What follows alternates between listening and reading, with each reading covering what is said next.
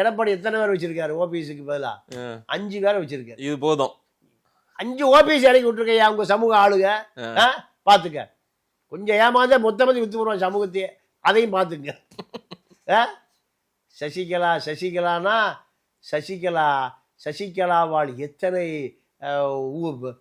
அந்த ஊர்ல மன்னார்குடியில குபேரர்களாக ஆக்கப்பட்டவன் பட்டியல் எடுங்க, ஒரு ரூபாய் கிடையாது.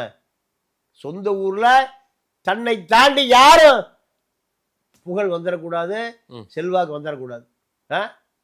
ஒரு அமைச்சர் பரம்பரை பணக்காரர் துளசி ஐயா வாண்டையார், அவரை இந்த அம்மா அமைச்சர் ஆக்கிடுச்சு. அமைச்சர் ஆக்கிட்டு போய் மதுரையில் தஞ்சாவூரில் கார் விட்டு இறங்குறாரு. 500 கார் நிற்கிது.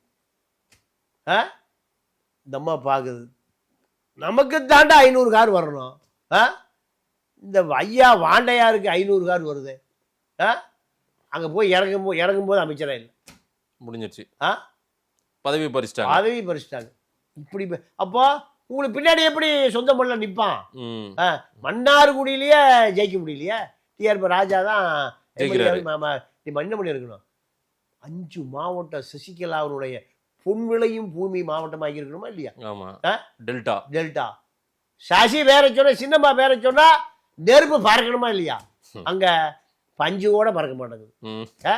காரணம் யாரையும் நீங்க வளர்த்தியே விடல. அப்ப இவங்கெல்லாம் அதிமுக அடையாளமா இனி மாற முடியாது, எந்த காலத்திலையும் மாற முடியாது. முடிஞ்சு போச்சு.